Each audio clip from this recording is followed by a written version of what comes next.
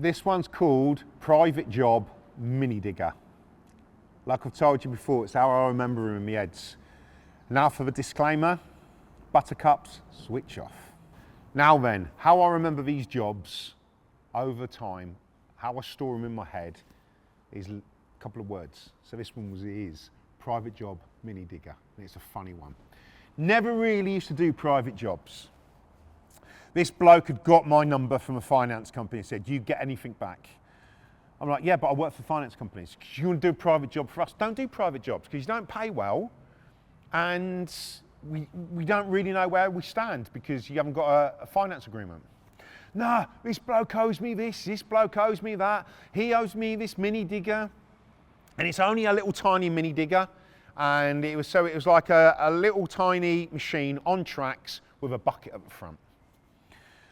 And he says, "Yeah, I know where it is. It's easy. You can just go through some gates, and even if you don't take it out back through the gates, you can just go over the grass and take it out onto the road. Easy job."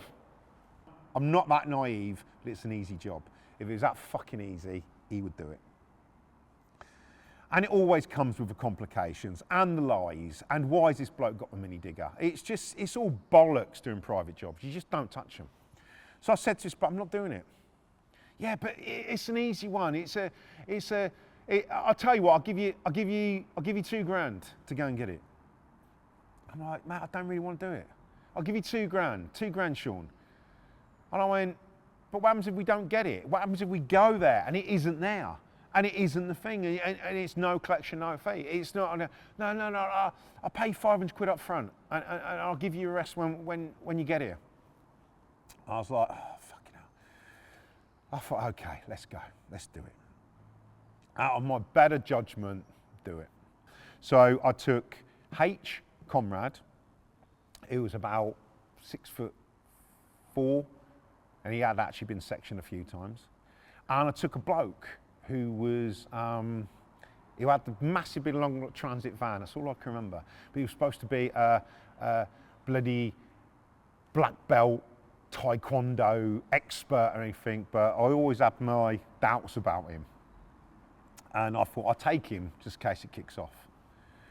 And so there's 4 of us. Private job, went mob-handed because you don't know what you're going to walk into. We was told that this mini digger was behind some gates, at this place, at this location, easy to get. So we thought, hit it 3 o'clock in the morning. No one's going to be there. And if they did turn up, I've got enough backup. So we go down in the transit and we arranged to meet this bloke we was doing the private job for. So we meet in a lay-by about a mile away. And this bloke's there in his Range Rover with this other bloke. Yeah, this bloke, oh, look, mate, I'm not bothered. Give me the cash to start off with. Pay me the little deposit, and that will cover the wages. I said, "Right, show us where it is." No, what you do is you go down the road. And I went, "Mate, fucking show us where it is. You show us. Don't fucking say it's this place in case we get the wrong place. You've got the balls to fucking go after someone. You fucking show us where it is."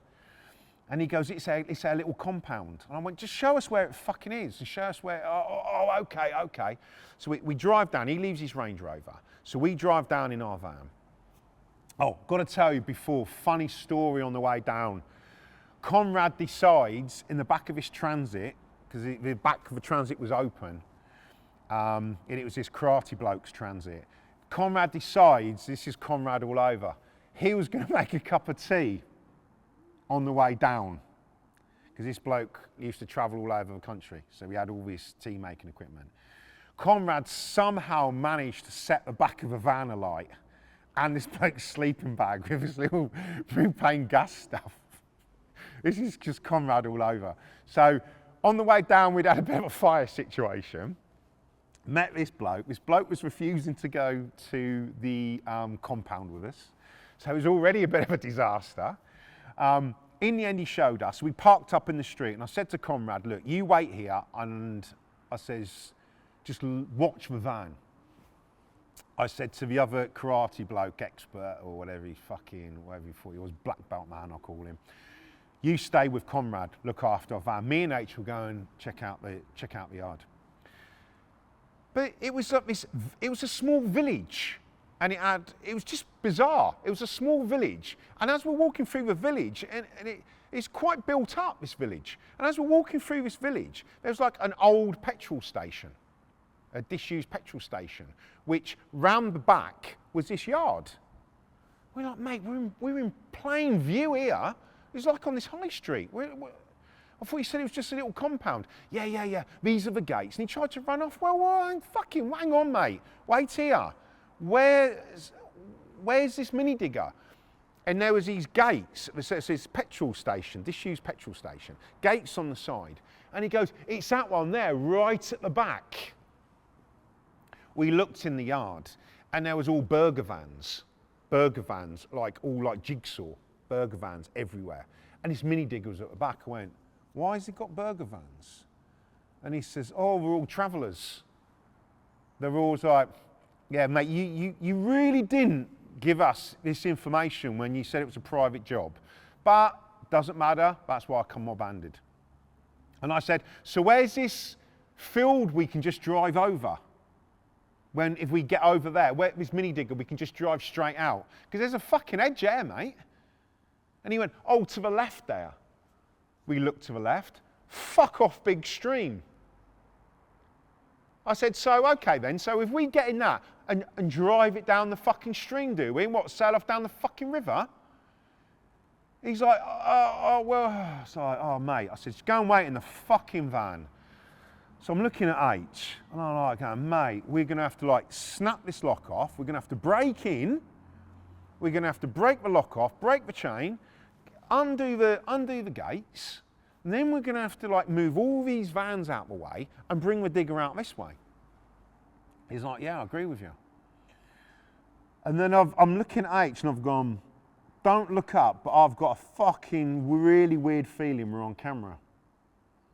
So H puts his hood up, and he looks, he went, yeah, we are. I went, oh, for fuck's sake. This is just disastrous. I goes, which way is the camera facing? That way. So I moved to the right, climbed up this fucking drain pipe, and just turned the camera up. So now I was thinking, right, now we're not on camera, so they won't even see us break in. Doesn't matter if they saw us at the gates, we can just turn around and say we were just looking. So I've turned the camera up and gone, H, go back to, I said, let's go back to the van. We get the case. We always used to have this case with all the bolt croppers and padlock keys, and we had everything in there. I said, let's get that fucking black belt geezer with us. I said, it's because we need someone to watch our back while we're by the gate. So we go back to the van, and one, made sure Conrad hadn't set it on fire, and two, to get this black belt bloke. So we come back, and this black bloke goes, what's happening? He goes, this looks like a traveller's thing. I went, yeah, it is. I went, well, if they turn up, yeah? You're fucking black belt, aren't you? Oh, yeah, but, and his arse was fucking going, proper fucking going. His arse is going. Oh, fucking hell, here we go. So we snap the thing, goes, but you're breaking in. You're breaking in. I went, what do you fucking think we do for a living?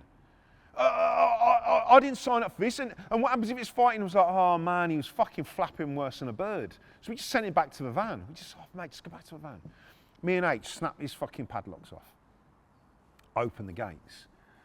It's like fucking Jenga. We had to pick up this one fucking like burger thing, move it back, go to the next one, slot it in this way. It took us about half an hour to make a path to this mini digger. It was absolutely knackered. It's like 4 o'clock in the morning now. And we're like, no one's turned up. We get to this digger, and we had this set of keys, and most diggers and mini diggers and stuff like that, they have universal keys. Won't start. Must be a dead man switch. So we're putting the armrest down, trying to start it. Like normally you put an armrest down and you can start it. We're shutting the door, nothing. We just can't get this thing started. Oh, fuck, let's go and get that bloke. I'll call him a Range Rover bloke. He was sat in our van. Go and get him. So we go up and get him. And he's like, I'm not going back in the yard. I went, mate, get your fucking arse in the yard now. Get this thing fucking started. So we go in the yard, and he went, oh no, that isn't the keys for that one. And I was like, what?